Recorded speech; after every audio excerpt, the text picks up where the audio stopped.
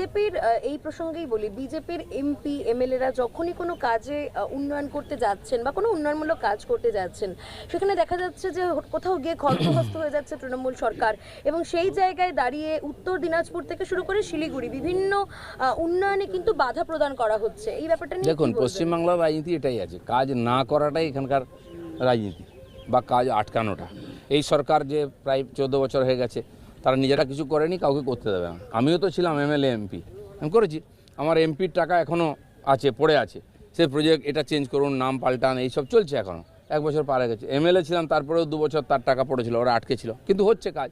কিন্তু এছাড়াও উন্নয়নের অনেক কাজ করা যায়, আমিও সেটা করেছি খড়গপুর মেদিনীপুরেতে। আটকাতে পারো না। আমি কাঁসাই ব্রিজের জন্য 304 কোটি টাকা কেন্দ্র সরকারের কাছ থেকে আনিয়ে নিয়ে এসেছি, যদিও এই রাজ্য সরকারের ওটা ব্রিজ ওরা আমাকে মানে সরকারকে আপিল করেনি, কিন্তু রাস্তা আছে করা, সেটা আমাদের শিখতে হবে আর করতে হবে। রাজনৈতিক মহল মনে করে মোদি অমিত শাহ অবশেষে উপলব্ধি করেছেন যে যদি 26-এ বিজেপিকে ভালো কিছু করতে হয়, তা 77-এর সঙ্গে যদি আরও 100 বাড়িয়ে নিতে হয়, তাহলে আপনাকে লাগবে। আমি জানি না, দিলীপ ঘোষ তৈরি আছে, রাস্তায় আছে, কর্মীদের মাঝখানে আছে। যে কাজ দিয়েছেন আমি সেটা নিষ্ঠার সঙ্গে করার চেষ্টা করেছি, এখনও সেরকম সুস্থ সবল আছি। পার্টি আমাকে যেভাবে ব্যবহার করবে আমি তৈরি আছি। মাই হু না। অমিত শাহ, এক মিনিট, অমিত শাহ নভেম্বর থেকে এ রাজ্যে পাকাপাকিভাবে থাকার একটা কথা শোনা যাচ্ছে, সেক্ষেত্রে প্রশাসনিকভাবে কতটা লাভজনক হবে এটা বিজেপির? না, প্রত্যেকবার দেখুন গত 10 বছর ধরে পার্টি যে এখানে প্রগতি হয়েছে, বেড়েছে, অমিত শাহর নেতৃত্বেই হয়েছে। তিনি সভাপতি ছিলেন, আমাকেও সভাপতি উনি করেছিলেন। তো সেই সময় উনি আমাদের সঙ্গে থেকেছেন, কর্মীরা একসঙ্গে কাঁধে কাঁধ মিলিয়েছে, জনতা আমাদের আশীর্বাদ দিয়েছে।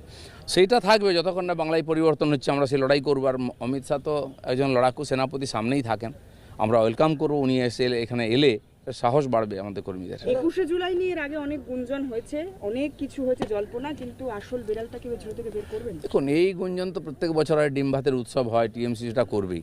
আমি দেখলাম এবারে আমাদের পার্টির লোকেদেরও খুব উৎসাহ ছিল।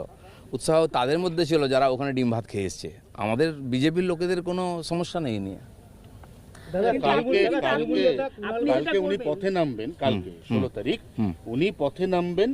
এই যে বিভিন্ন রাজ্যে যে বাঙালিদের উপর অত্যাচার হচ্ছে না, বাঙালি শুনলে বাংলাদেশি বলে পুশব্যাক করে দেওয়া হচ্ছে, উনি পথে নামবেন। এখন এটি বাংলাদেশিদের পক্ষে নামবেন না আমাদের পক্ষে নামবেন? ওটাই তো প্রশ্ন। আমি বাংলাদেশিদের, মুসলমানদের, অনুপ্রবেশকারীদের কষ্ট হলে মমতা ব্যানার্জির বুকে খুব কষ্ট হয়, তিনি রাস্তায় নেমে পড়েন। আমি বলছি বাঙালি মরছে, ঠিক আছে, বাঙালি তো মরার জন্যই জন্মেছে। সারা পৃথিবীতে সব জায়গায় বাঙালি যাচ্ছে, এখানে পেটের ভাতের জন্য যাচ্ছে আর মরছে, অন্য রাজ্যে যাচ্ছে, বিদেশেও যাচ্ছে।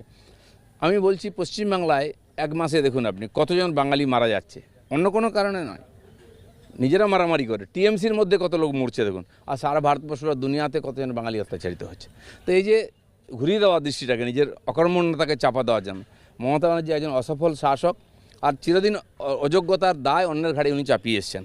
তো সেই জন্য বাঙালি করে লাভ নেই। বাঙালি কেন বাইরে যাচ্ছে? 40 লক্ষ বাঙালি কেন বাইরে গেছে? পেট ভাতের জন্য। আপনি খেতে দিন, কেউ যাবে না, পাঠিয়ে দেবেন।